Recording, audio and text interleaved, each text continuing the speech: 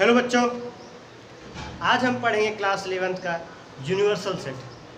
जो set topic चल रहा था उसी का एक बहुत इम्पॉर्टेंट टॉपिक है यूनिवर्सल सेट। यूनिवर्सल सेट क्या होता है बच्चों? जैसे हम एक बड़ा सेट लेते थे, उस सेट से छोटे छोटे सबसेट्स निकालते थे ना।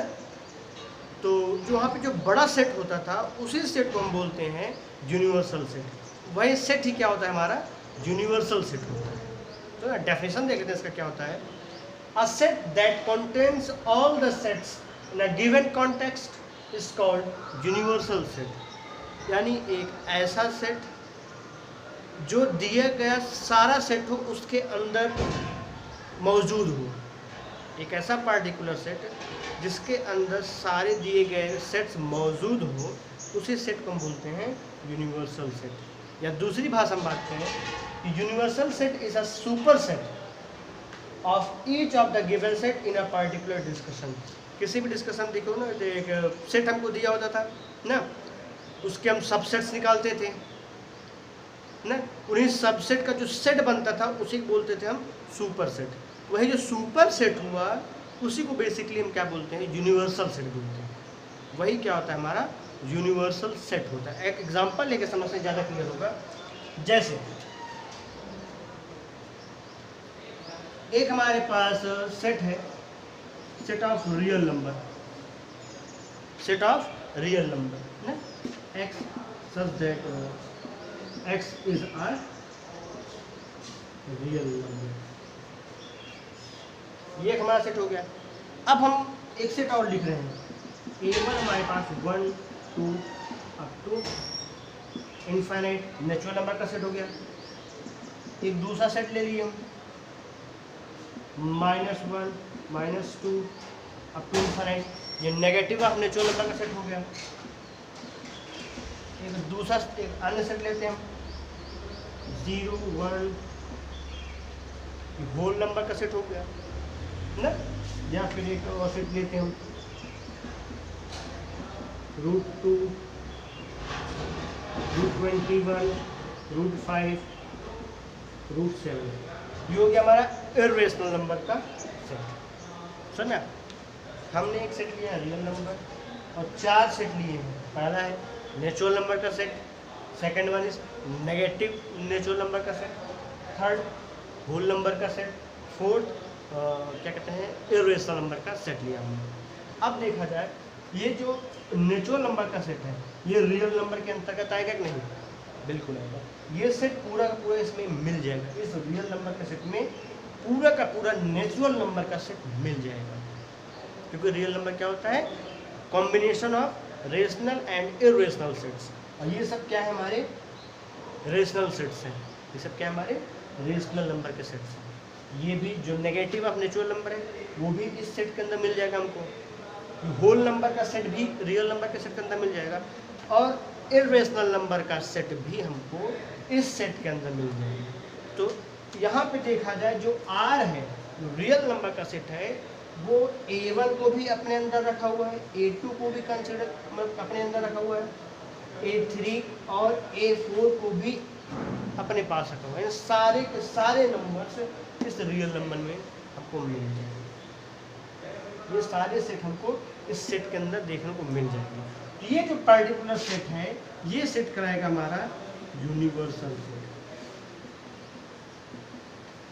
ये क्या कहलाएगा बच्चों? हमारा यूनिवर्सल सेट। समझ में? तो यूनिवर्सल सेट क्या होता है?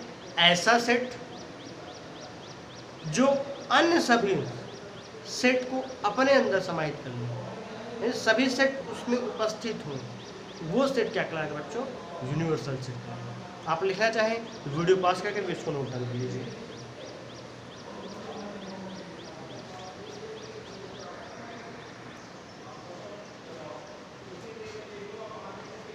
अगला टॉपिक हमारा क्या है बच्चों? Venn diagram. देखो हम लोग क्या सोचते हैं कि जो भी चीज़ें पढ़ें वो कितने आसान तरीके से पढ़ें कि हमको समझ में आ जाए। जितना ज़्यादा से ज़्यादा आसान कर सोचते हैं हो जाए उतना अच्छे से समझ में आए। तो वेन डायग्राम क्या है? ऐसा डायग्राम है जो सेट को बहुत ही आसान बना देता है। सेट जो थ्योरी है ये बहुत आसान हो जाती है। एक स्विस के मैथमेटिशियन थे, यूलर नाम था, उन्होंने एक सजेशन दिया, एक आइडिया दिया कि सेट को हम ग्राफिकल फॉर्म में रिप्रेजेंट करें ना, डायग्राम फॉर्म में रिप्रेजेंट करें, तो ये ज़्यादा अच्छे समझ में आएगा, पढ़ने में भी आसान हो जाएगा ना। और एक ब्रिटिश उसके बाद उन्होंने मतलब इसके केवल उन्होंने एक आइडिया दिया था कि ऐसा होना चाहिए ना, तो सजेशन दिया था। तो फिर एक मैथमेटिशियन, ब्रिटिश मैथमेटिशियन आए, जॉन वेन नाम था उनका ना, तो उन्होंने क्या, उन्होंने तरीका बताया कि कैसे हम डायग्राम के मदद से सेट को आसान बना सकते हैं ना। उन्होंने इस चीज़ को प्रैक्टिस में ले आया। यूलर साहब ने क्या किया था, केवल उन्होंने एक आइडिया दिया था कि अगर सेट को हम डायग्राम के फॉर्म में पढ़ें तो ज़्यादा अच्छे से, क्योंकि जानते हो ह्यूमन ब्रेन कैसा होता है, जो पिक्चर वाइज चीज़ें होती हैं वो हमारा माइंड अच्छे से कैप्चर करता है, ज़्यादा अच्छे से समझता है। तो उन्होंने इसी को देखते हुए क्या सोचा यूलर ने कि क्यों ना सेट को डायग्राम के फॉर्म में पढ़ें, ज़्यादा अच्छे से समझ में। उन्होंने इस पर काम करना चालू कर दिया। तो एक ब्रिटिश मैथमेटिशियन आए थे, जॉन वेन नाम था उनका, उन्होंने इसको प्रैक्टिस में ले आया ना। उन्होंने क्या कहा कि अगर हम यूनिवर्सल सेट को एक क्लोज्ड कर्व से रिप्रेजेंट करें, यूनिवर्सल सेट को हम क्या करें, एक क्लोज्ड कर्व से रिप्रेजेंट करें। बेसिकली यूनिवर्सल सेट को या तो रेक्टेंगल से या फिर स्क्वायर से रिप्रेजेंट किया उन्होंने। तो स्क्वायर से भी कर सकते हो आप, रेक्टेंगल से भी कर सकते हो, इन दो चीज़ों से। और उन्होंने क्या किया कि जो सेट थे उनके एलिमेंट्स को, जो सेट थे उनके एलिमेंट्स को एज अ पॉइंट इस डायग्राम के अंदर रिप्रेजेंट किया। जैसे हमारे पास एक सेट है, रियल नंबर का सेट है, इसके एलिमेंट्स है 1 2 3 4 5 6 7 8 9 10। तो उन्होंने क्या किया था, इन सभी एलिमेंट्स को एज अ पॉइंट इस डायग्राम के अंदर रिप्रेजेंट किया। 1 हो गया, 2 हो गया, 3 4 5 6 7 8 9 10 और भी चीज़ें थी, उन्होंने क्या क्या पॉइंट के रूप में इसको रिप्रेजेंट किया।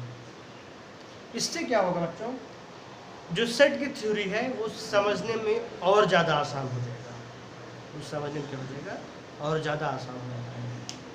तो इसलिए उन्होंने क्या किया, ये डायग्राम लाया। चूँकि इसको प्रैक्टिस में कौन लाया था, जॉन वेन ने, इसलिए इस डायग्राम का नाम क्या दिया गया, वेन डायग्राम।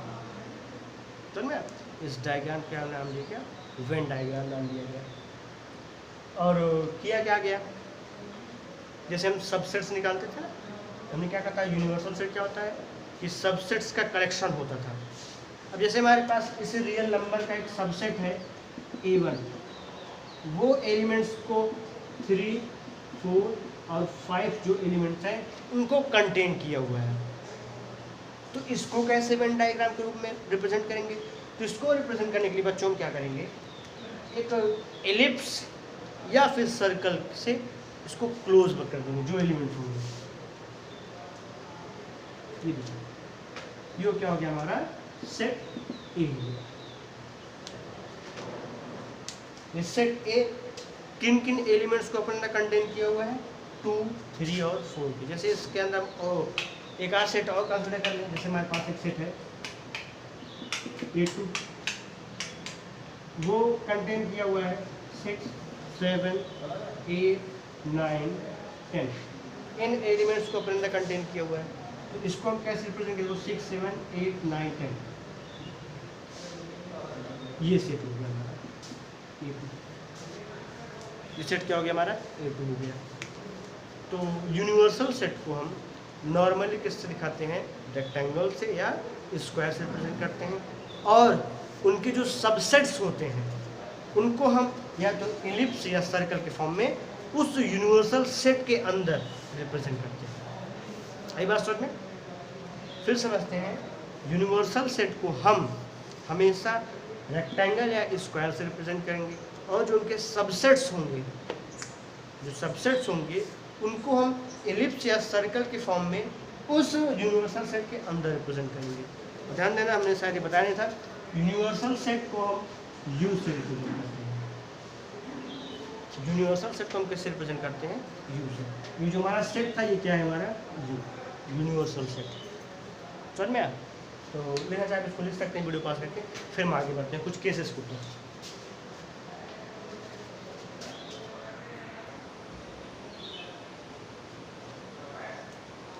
अब बच्चा कुछ केसेस देख लेते हैं वेन डायग्राम के। देखो, अगर हमारे पास कोई यूनिवर्सल सेट है ना, एक एग्जांपल लेते हैं, एक यूनिवर्सल सेट हमारे पास है, और वो सेट क्या है? नेचुरल नंबर का सेट है। यूनिवर्सल सेट यहाँ पे हम क्या ले रहे हैं? एक नेचुरल नंबर ले रहे हैं। आई बात सुनिए, हम यहाँ पे क्या सेट ले रहे हैं? यूनिवर्सल सेट को एज अ नेचुरल नंबर, यानी ये जो यूनिवर्सल सेट है हमारा, ये नेचुरल नंबर है। इसमें सारे नेचुरल नंबर्स इसके अंतर्गत आ गए हैं। अब देखो, और एक सेट हम ए लिए हैं, इसके एलिमेंट्स हैं 1 2 3, और एक सेट हमने और लिया है बी, एक सेट हमने लिया बी 7 8 9, 7 8 9। यहाँ पे हम जो नेचुरल नंबर ले रहे हैं उसी कुछ लिमिट लेते हैं ना, नेचुरल नंबर अप टू 15 ना, 15 तक यहाँ पे हम नेचुरल नंबर लिख लेते हैं। 1 2 3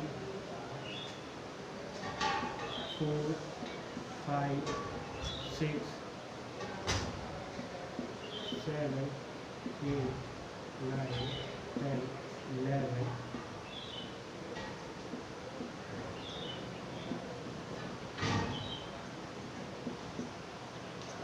ये हो गया मैं 1 से 15 तक के नेचुरल नंबर। हमने जो सेट ए लिया वो क्या है? 1 2 3। हमने उसको एक सर्कल के अंदर बंद कर दिया। जो सेट बी था 7 8 9, उसको भी एक सर्कल के अंदर बंद कर दिया। अब अगर देखा जाए, दोनों सेट के एलिमेंट्स डिफरेंट हैं एक दूसरे से बिल्कुल ही अलग है। तो क्या किया हमने यहाँ पे? दोनों सेट के जो सर्कल्स थे उनको एक दूसरे से अलग किया हमने। ये सर्कल अलग सेट को रिप्रेजेंट कर रहा है, and this one is representing another set. आई बस यहाँ पे दो सर्कल्स अलग अलग हैं। इसका मतलब क्या हुआ? ये जो सबसेट्स हैं ये एक दूसरे से बिल्कुल अलग हैं, समझ में? इनके एलिमेंट्स एक दूसरे से अलग हैं, बट ये इस यूनिवर्सल सेट के क्या है? सबसेट है। तो जब ऐसा कभी केस है कि किसी यूनिवर्सल सेट के सबसेट्स दिए हो और वो अलग अलग सेट हो, इनको हम अलग अलग सर्कल से रिप्रेजेंट करेंगे। जैसे इसी में अगर हमको एक सेट और दे दिया था सी, तो 4 और 5 का, इसको हम अलग सर्कल या एलिप्स से रिप्रेजेंट करते ना। एक सेट हमको अलग से दे दिया गया होता है डी 14 का, इसको भी अलग सर्कल से रिप्रेजेंट करते। तो अगर अलग अलग सेट्स हैं तो उनको हम अलग अलग सर्कल से रिप्रेजेंट करते हैं। आई बात समझ में? आप इसको लिखा जाए, फिर आप नोट करें, फिर आगे तो समझाते हैं।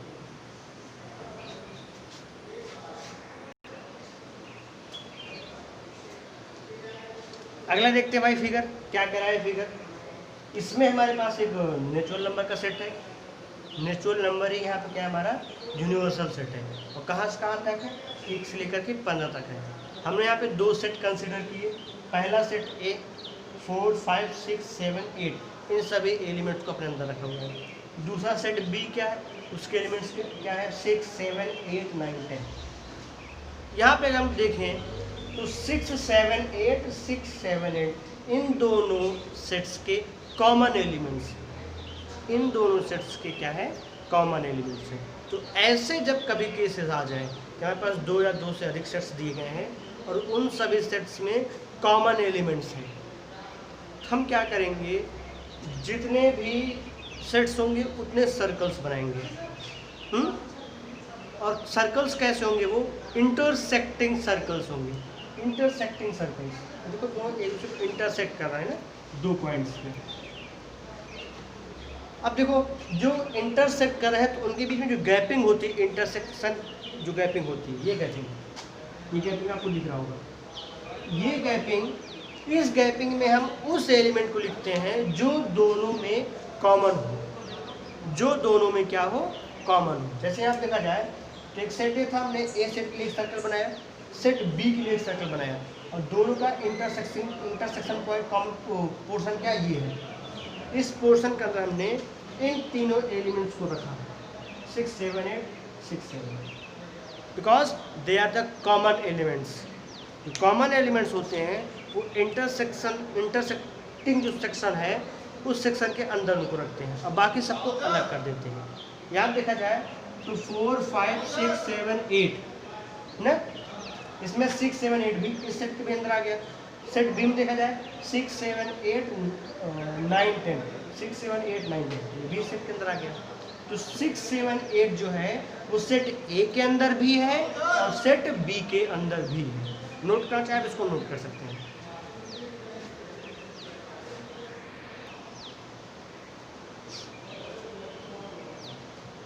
एक एग्जांपल हम ऐसा लेते हैं जिसमें 3 सेट लेते हैं, हमारा 3 सेट में कुछ ना कुछ कॉमन एलिमेंट्स लेते हैं। जैसे यहीं देखा जाए तो 6 7 8 हो गया, कॉमन हो गया। एक सेट इसी में हम और कंसिडर कर लेते हैं। हमारे पास एक सेट है सी,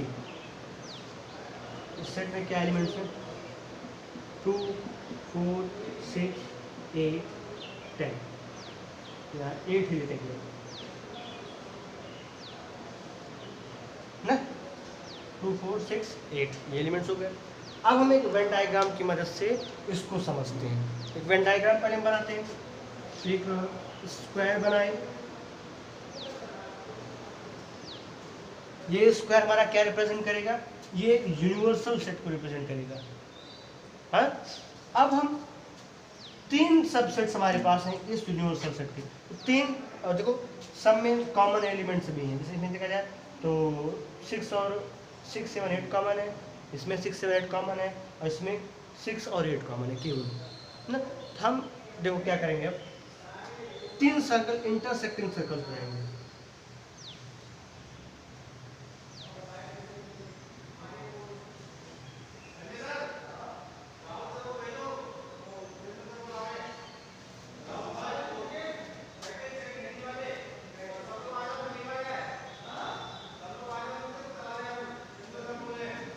ना ये देखो, ये हमारा सेट ए है, ये सेट बी है, and this one is set C. Set A के एलिमेंट्स क्या है, 4 5 6 7 8 ना, 4 5 6 7 8, ये सेट ए के एलिमेंट्स हो गए। सेट बी के एलिमेंट देखा जाए 6 7 8 9 10, 6 7 8 तो यहाँ पर मिल गया। क्या लिखना है हमको, 9 10।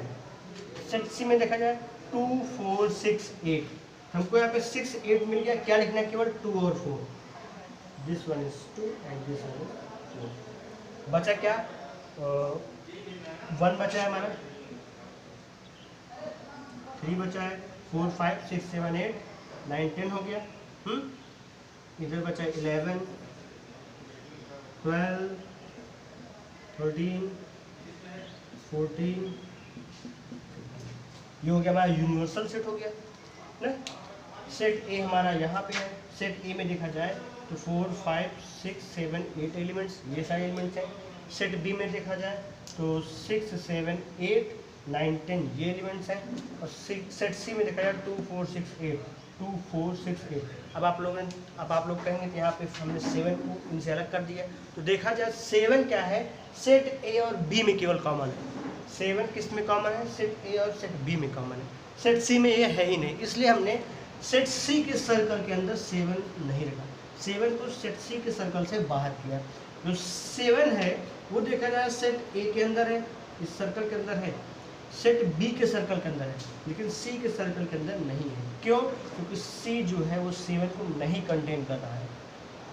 बी को देखा जाए तो सेट बी में 7 6 8 9 10 ये सारे एलिमेंट्स हैं, 6 7 8 9 10, इसलिए सर्कल बी क्या है हमारा पूरा पूरा एलिमेंट कंटेन किया हुआ है।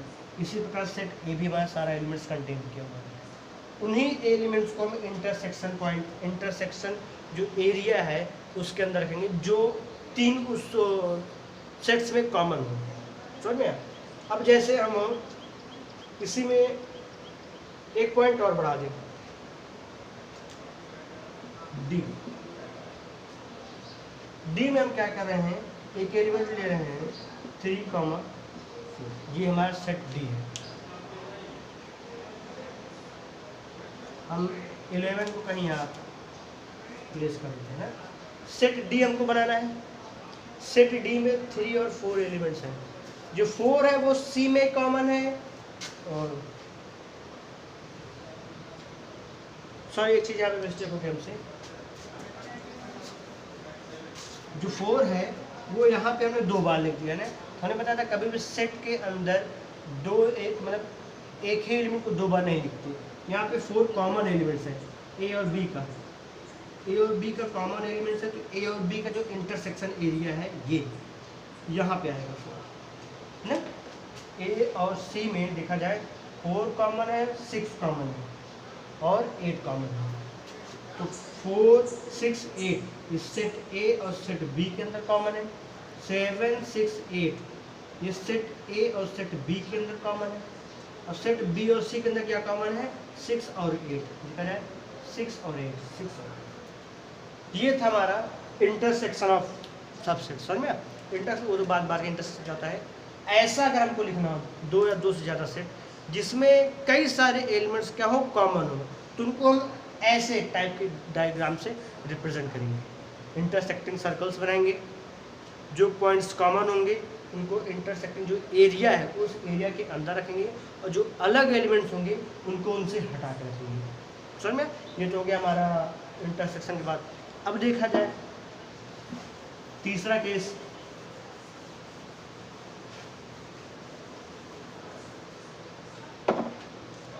तीसरा क्या है कि हमारे पास एक सेट है ए जिसके एलिमेंट्स हैं 1 2 3 4 5, और एक सेट हमारे पास बी है जिसके एलिमेंट्स हैं 3 4 5। और यूनिवर्सल सेट हमारा वही पुराना सेट, नेचुरल नंबर का कहाँ से 1 से 15 तक, 1 से 15 तक नेचुरल नंबर का सेट हो गया ना। अब देखो अगर देखा जाए सेट बी पूरा का पूरा किससे आया है, सेट ए से आया है। इसको हम लिखना चाहें set B is a subset of A. Equal हमने क्यों लगाया, क्योंकि यहाँ पे सेट बी का हर एक एलिमेंट सेट ए में मतलब प्रेजेंट है। 3 भी है, 4 भी है, 5 भी है। जब ऐसी केस आई तो उसमें जो छोटा वाला सेट होता है उसको बड़े वाले सर्कल के अंदर पूरा पूरा रख देते हैं। देखो जैसे यहाँ पे एक सेट हमने ए लिया, इसके एलिमेंट्स 1 2 3 4 5 है। हम लिख रहे हैं यहाँ पे 1 2 3 4 5। सेट ए में देखा जाए कितने एलिमेंट्स हैं 1 2 3 4 5। सेट बी में कितने एलिमेंट्स हैं 3 4 5 ना। यहाँ पे पूरा का पूरा सेट जो बी था वो ए के अंदर आ गया है, तो इसलिए हम जो सेट बी का सर्कल है वो सेट ए के सर्कल के अंदर बनाएंगे। ये कब बनता है, जब पूरा का पूरा सेट क्या हो, किसी दूसरे सेट के अंदर हो, यानी पूरा का पूरा सेट ए जो हो वो दूसरे सेट से बिलोंग कर जाए। तो ऐसे केस होते हैं वो। बाकी एलिमेंट्स क्या क्या बचे हमारे पास 6 7 8 9 10 11 12 13 14 15। समझ में? ये हो गया हमारा यूनिवर्सल सेट का डायग्राम फॉर्म। इसको हम क्या बोलते हैं, वेन डायग्राम। इसका नाम वेन डायग्राम काहे रखा गया, क्योंकि एक मैथमेटिशियन थे जॉन वेन, उन्होंने इसको प्रैक्टिस में लाया था। और चूँकि इसका आइडिया किन्होंने दिया था, इसका आइडिया दिया था यूलर जी ने। समझ में? तो लेकिन प्रैक्टिस में लाया था जॉन वेन ने, इसलिए इसका नाम क्या दिया था, वेन डायग्राम। इसकी आगे चीज़ें हम अगले वीडियो में पढ़ेंगे। ये चीज़ें जो हमने बताया ना, ये इंटरसेक्शन, ये तो बेसिकली इसको बोलते हैं हम इंटरसेक्शन। इसको एक होता है यूनियन होता है। दो टॉपिक्स पढ़ेंगे जैसे यूनिवर्सल सेट से रिलेटेड, हम उसकी चर्चा अगले वीडियो में करेंगे। अगर आपको वीडियो अच्छी लगी हो तो लाइक कीजिएगा। अगर कोई भी प्रॉब्लम हो इस वीडियो से रिलेटेड, कोई भी टॉपिक ना समझ में आया है, तो आपको हमारा व्हाट्सअप नंबर सामने पे दिखेगा, उस पर कॉन्टैक्ट कीजिएगा या फिर कमेंट बॉक्स में आप टाइप कर दीजिएगा, हम आपकी मदद जरूर करेंगे। Thank you class.